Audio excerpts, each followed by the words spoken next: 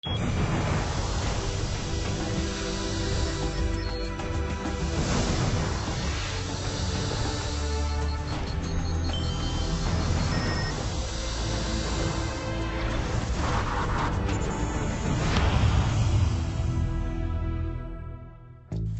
situacions en què ens trobem que el nostre cap és com una olla de pressió.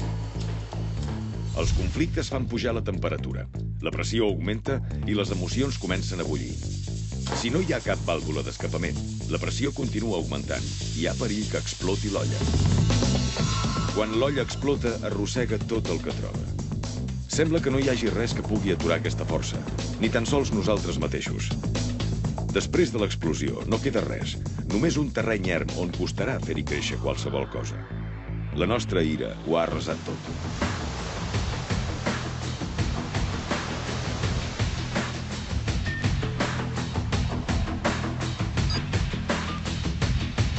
A ningú no li agrada sentir irritació, frustració o ràbia.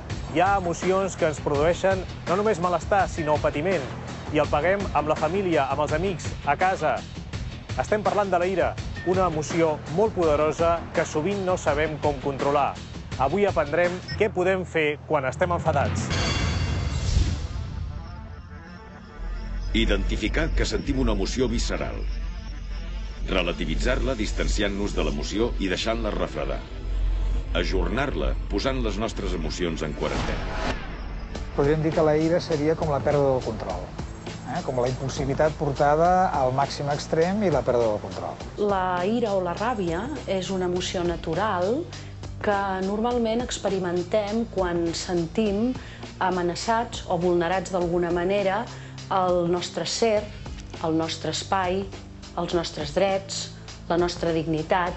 La ira és un sentiment negatiu reactiu, normalment fruit d'una acumulació de petites emprenyamentes que no han sortit.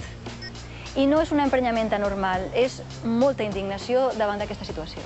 La ira la detectem bàsicament per expressions físiques. Una d'elles és que ens posem vermells, que entrem en activació cardíaca, la respiració és molt més ràpida, i quan notem totes aquestes sensacions físiques hem d'estar alerta perquè la ment no se'ns en vagi, de forma que la paraula comenci a ser agressiva i punyent. La còlera no ens permet saber el que fem, i menys encara el que diem. Arthur Schopenhauer, filòsof alemany.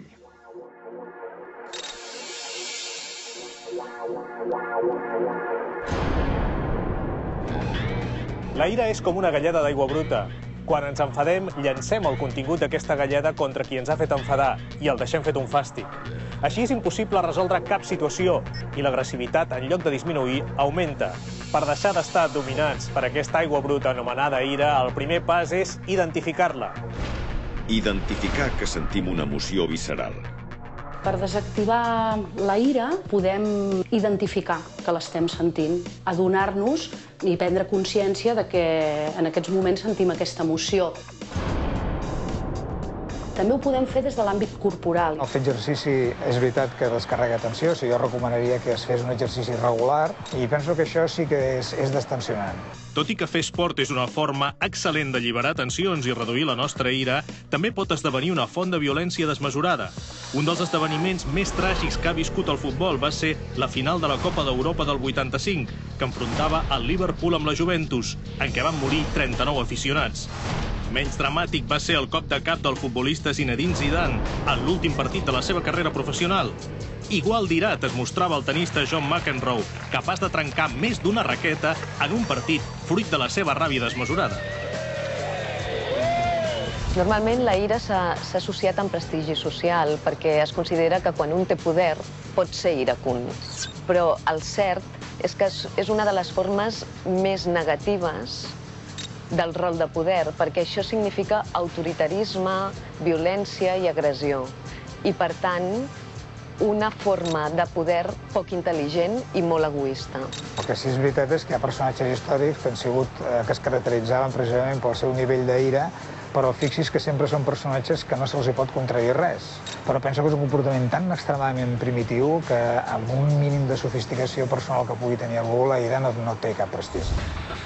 La política també ha estat escenari d'enfrontaments que van més enllà de la ideologia. Aquestes imatges ens arribaven del Parlament de Corea del Sud, en què els parlamentaris van acabar la sessió a cops de puny. De la mateixa manera va intentar solucionar Ruiz Mateos els seus problemes amb Miguel Boyer. La violència també pot ser verbal. Aquest és el cas del discurs del president de Venezuela, Hugo Chávez, en contra dels Estats Units.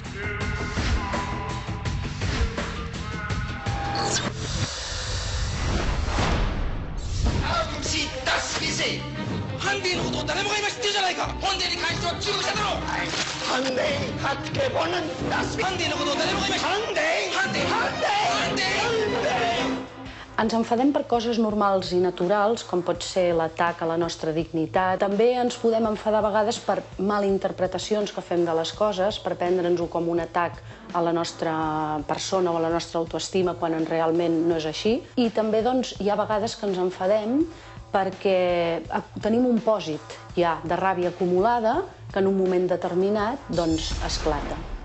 Un estudi de l'Associació Americana de Psicologia va concloure que a Occident el 60% de la població té accessos moderats d'ira de tant en tant. El 20% n'experimenta molt sovint i de forma violenta, i l'altre 20% no en té mai, o gairebé mai.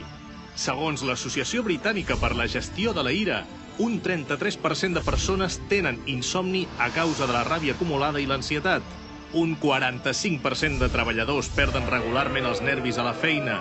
Un 7% dels funcionaris han estat agredits físicament per un ciutadà airat. Una dada que apunta que la fama de gentlemans dels britànics és només això, una fama. Jo vaig a passar un pas de peatons i n'hi ha un senyor aparcat allà, interiorment jo estic bullint. Perquè si enganxés aquella persona en aquell moment, potser sí que li diria quatre coses. Sap que per aquí passen persones? Això sí que ho dic. D'una forma violenta. Segurament que sí, i això és el que estic aprenent de no fer-la d'una forma violenta. Perquè tampoc no vull arribar a barallar-me, perquè jo no ho soc de violent. Jo no soc violent de barallar, soc violent de parlar. Em dedico al comerç i he après a controlar-me la meva ira. En persones, diguem-ne, que no són malaltes psiquiàtriques, reprimir la ira si és bo o no és bo. Jo penso que el que no és bo és no reprimir-la. És a dir, la ira és senzillament inacceptable en la relació entre persones. Jo no me n'enfiaria de ningú que no sigui capaç de reprimir la ira. Perquè si no és capaç de reprimir la ira vol dir que és tremendament immadur. En realitat no és bo reprimir cap emoció i la ira entre elles, però sí que hem d'aprendre a detectar-les i a regular-les.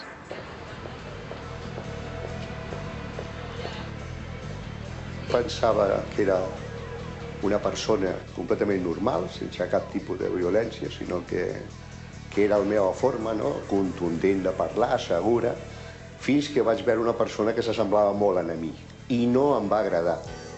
Llavors vaig intentar canviar-me una mica. Deixar anar la ira tal com ve tampoc és bo per una raó molt senzilla.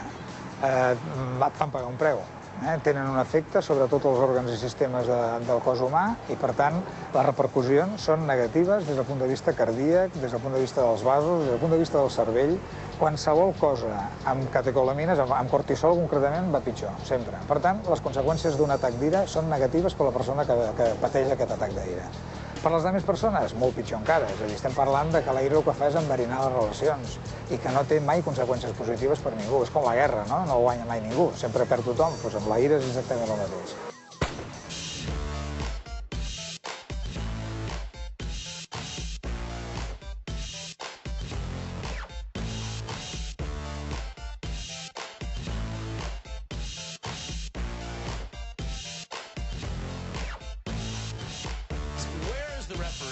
Where is somebody watching her? Yeah, frankly goes absolutely crazy. Here she goes.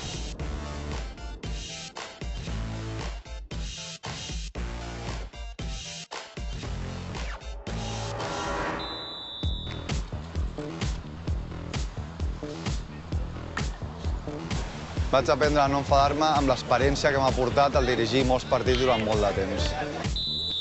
Al principi és una mica complicat perquè un no està acostumat a fer una activitat, qualsevol de la que facis amb la teva vida quotidiana que sigui tan protestada. Sobretot hi ha vegades més que t'insultin o que et faltin el respecte. Potser a vegades comentaris que van a fer mal o que van en relació, que t'acusen de que amb la teva actuació els nens es faran mal o que ets racista o coses molt concretes que sí que poden tocar una miqueta més al voraviu i és on més complicat tens a vegades no respondre, sobretot quan et fan aculacions que realment són mentida. Home, aquest seria el pitjor dels escenaris, és a dir, la persona que és tranquil·la, que és reposada, que és empàtica, però que en canvi es retira dels altres. Produeix un patiment crònic, continu, mantingut, i que és molt negatiu, i que el que fa és deteriorar més des del seu sistema nerviós, passant pel sistema cardiovascular, i tot el seu organisme rebrà un envelliment probablement accelerat pel fet d'estar patint constantment atacs d'aire dels altres. La ira no està mai faltada de raó, però rarament té un bon motiu.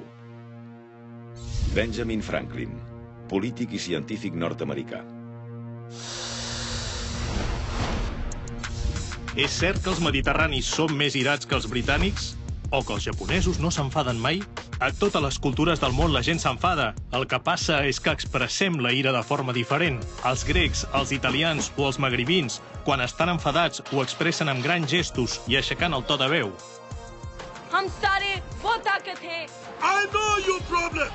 Els britànics, en canvi, fent honor a la flegma britànica, han desenvolupat un sentit de l'humor refinat per compensar la poca capacitat per expressar les emocions.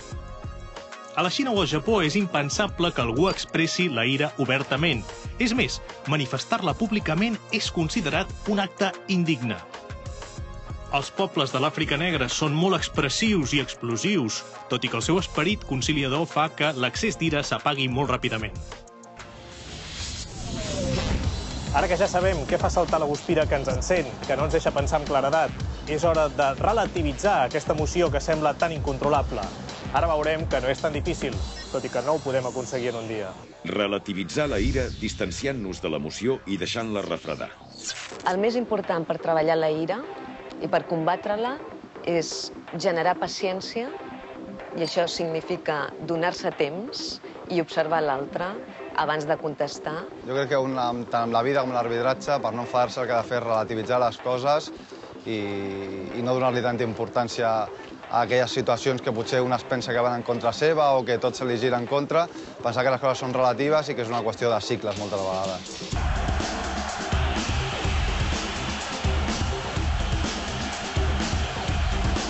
Evidentment, jo sempre dic que moltes vegades hi ha gent que ve a veure'ns, sobretot del públic, es van a casa molt relaxats, perquè a vegades també tota l'adrenalina que deixen anar des de fora del terreny de joc els ajuda, evidentment, a estar més relaxats. I mentre no es passin de la ratlla, per dir-ho d'alguna manera, per nosaltres cap problema perquè estem acostumats amb això. A very close call. Could have gone either way. It was right on the line. Well, Ferguson's not too happy with it, I can tell you that much. He's beating him like a rented mule. And the ref's just tuning him out. Boy, where do you train to take a beating like that? He said, when's that porch gonna get painted? And that litter box! It's been 3 weeks! 3 weeks! Si nosaltres mentalment mirem en calma i en paciència i esperem que aquesta pujada emocional faci la seva baixada, podem respondre en calma i amb reflexió i enteniment. Normalment el silenci és una molt bona resposta, però a vegades també el silenci indigna l'altra persona perquè vol que li digui alguna cosa. Llavors, la segona resposta, una vegada el silenci ha estat rebutjat, és en aquest moment no crec que fos bo que parléssim perquè no són les millors circumstàncies. Sempre és millor dir, de cara a una altra vegada m'agradaria que em parlessis amb un altre to, amb un to més tranquil, amb un to més baix, amb una mica més de consideració, que dir però tu qui t'has cregut que ets? A mi no em cridis, o a mi no em crida ningú. Però si la persona en aquell moment necessita desfogar-se, doncs aguanta el tipus. I igualment ho parlem un altre dia, perquè pot ser molt humiliant i a vegades desproporcionat. I si jo no dic res, li estic dient que jo accepto aquest tracte.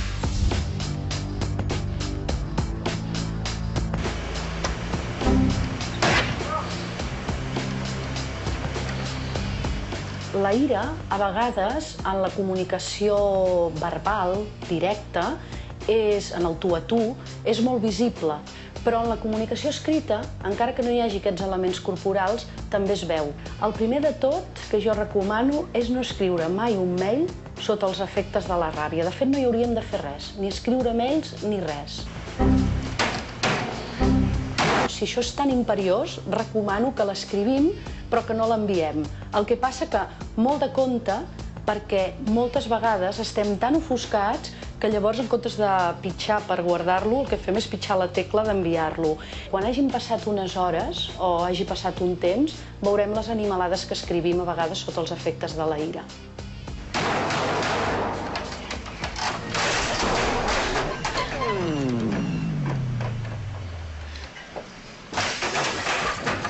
Quan es agafa un atac d'ira, el que fem és gesticular molt, amb moviment de braços, parlar molt, gesticular molt amb la cara i tenir un moviment, sobretot de cos superior.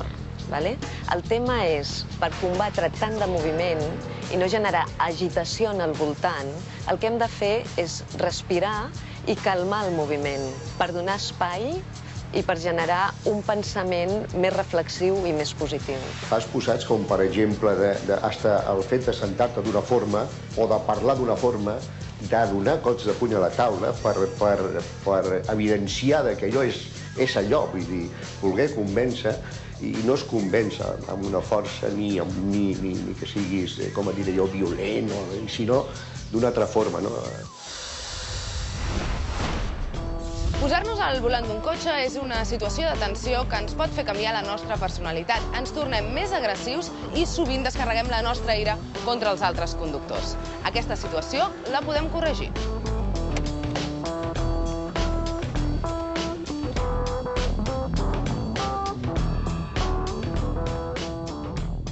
Per què ens tornem tan agressius quan ens posem al volant d'un cotxe? Això per què passa? Bueno, passa perquè quan estem aquí dins d'un cotxe és com si estiguéssim dins de l'habitació de casa nostra. I qualsevol efecte extern d'un altre conductor ens està agredint dins del que seria la nostra propietat, entre cometes. El qual vol dir que automàticament responem moltes vegades amb agressivitat. Per exemple, tenim el costum de vegades dir s'ha ficat en el meu carril, se m'ha posat al meu carril. No, no és el teu carril. En definitiva, és una part de la via pública i, en conseqüència, és una part compartida. I, Xavier, quina seria la manera de controlar aquesta agressivitat? El que podríem fer és primer un anàlisi d'aquesta situació que ens produeix aquesta angoixa i veure que realment no tenen molta importància. Però això és molt difícil. Per supost. Si arriba un punt en el que tu veus que no ets capaç de controlar aquella situació, el meu consell seria que paressis, busquessis un lloc segur, paressis i baixessis del cotxe, encara que siguin 5 minuts, per poder-te tranquil·litzar.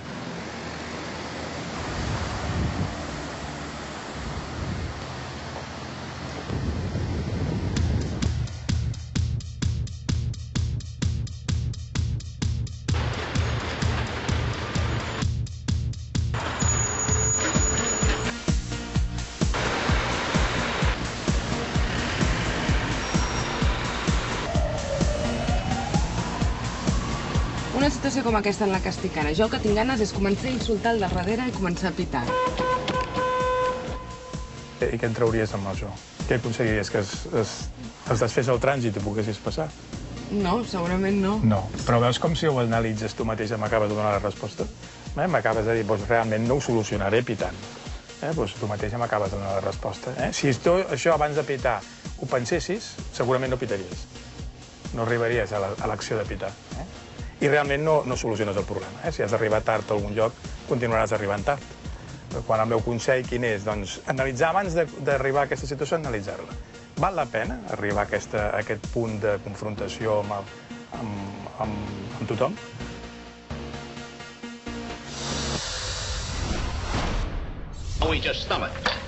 Llançar un pastís de nata a la cara d'algú ha estat un recurs còmic per fer riure la gent, tot i que més d'un cop ens hauria agradat llançar-lo nosaltres. Perquè l'humor ens ajuda a relativitzar les situacions que ens fan enfadar.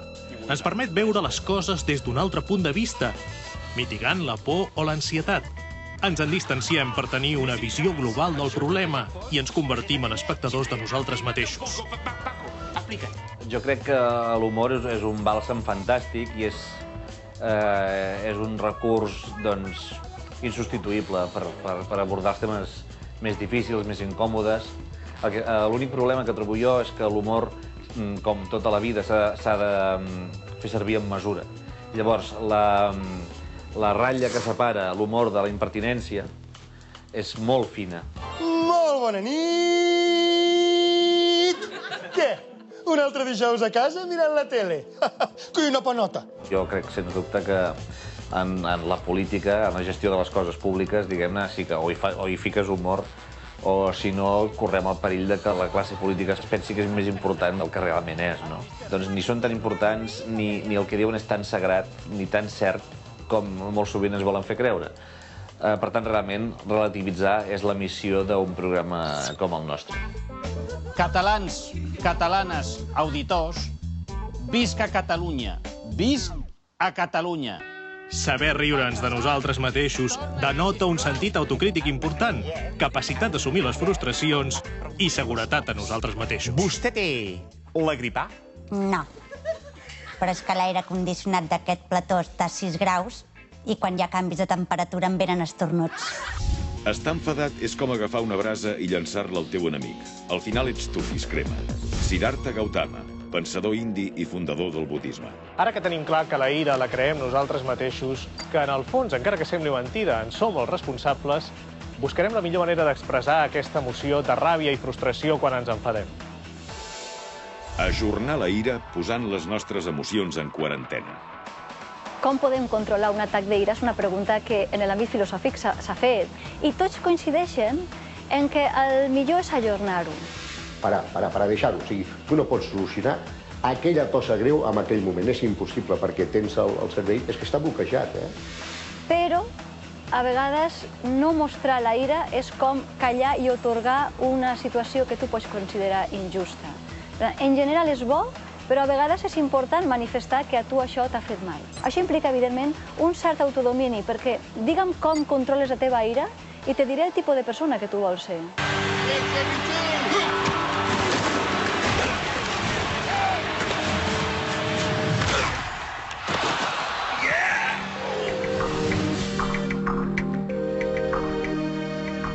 La setmana passada vaig tenir, laboralment parlant, una sèrie de coses que em van fer patir molt i el meu propi cervell em va dir, o sigui, jo estava nerviosíssim i el meu propi cervell de dins em va sortir de dir, Lluís, avui no pots fer res. No pots fer res.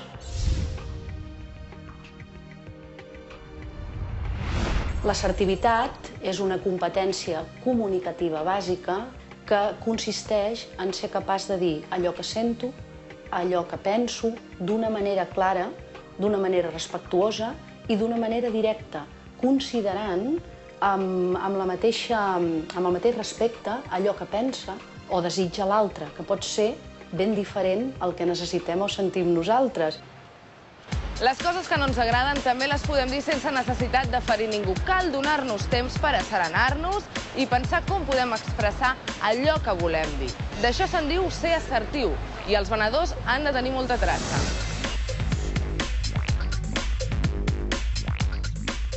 Anna, imagina't que sóc una clienta que ve a tornar-te una peça de roba defectuosa i vinc molt nerviosa. Fins i tot dono cops a la taula, crido, t'insulto. Tu com reaccionaries? Primer t'escoltaria. Intentaria tornar-te la peça nova i després que et vagis realment molt tranquil·la i contenta. Tot i així, demano un llibre de reclamacions. A veure, jo és que et convenço perquè ni agafis el llibre de reclamacions. Vull dir, això també t'ho dic. Li diries a ella que fes el favor de baixar el to de veu? No. No. Perquè jo trobo que el que has d'aconseguir és que ella mateixa ho baixi amb la teva actitud. Hola. Què, Víctor, com has vist la reacció de l'Anna? Com ho ha fet, això? Molt bé. O sigui, aquí hem vist un escenari on s'ha produït una queixa més o menys airada que ja et plantejava. I en el cas de l'Anna hem vist un comportament absolutament assertiu. És a dir, ha entès que venies amb un problema i has pogut donar una resposta correcta a el que tu li estaves plantejant. Què em pots dir del llenguatge no verbal? Però ho ha fet força bé. Ella ha controlat molt bé la mirada amb tu, sempre t'estava mirant. El to de veu, que ara que no és no verbal, volia fer un matís, no el canvia, amb la qual produeix que el client baixi la seva intensitat nerviosa fins al seu punt de tranquil·litat i no ha fet cap tipus de moviment extrafalari. Ho ha fet molt bé. Però la ira també té aspectes positius. La ira ha estat necessària per fer revolucions al llarg de la història. Sense aquesta força no hauria estat possible la Revolució Francesa, que va posar fi al poder absolutista de la monarquia. Ni tampoc la lluita del moviment obrer al llarg del segle XIX en defensa dels drets dels treballadors. Sense la ira seria difícil pensar en la fi de l'apartheid a Sud-àfrica i en la lluita racial dels Estats Units, que ha permès que avui en dia Barack Obama en sigui el president. Sense ira tampoc s'entén el coratge d'aquest jove xinès desafiant un tanc de l'exèrcit a Pequín durant les manifestacions d'estudiants a la plaça de Tiananmen, una revolta que va transcendir a tot el món i va posar de manifest la repressió del govern xinès. Qui domina la seva còlera, domina el seu propi enemic. Confuci, pensador xinès. Avui hem après què podem fer quan ens enfadem. Ara ja tenim les eines per gestionar la nostra ira. L'objectiu, no fer-nos mal nosaltres mateixos ni fer mal als altres.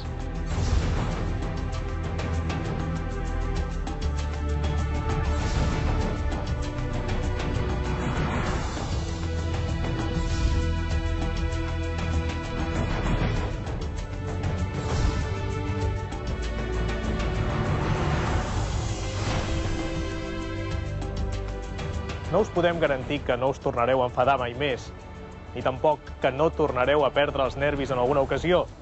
Però si això passa, almenys sabreu com canalitzar aquesta emoció tan destructiva. I el més important, probablement arribareu a la conclusió que no serveix de res emprenyar-se.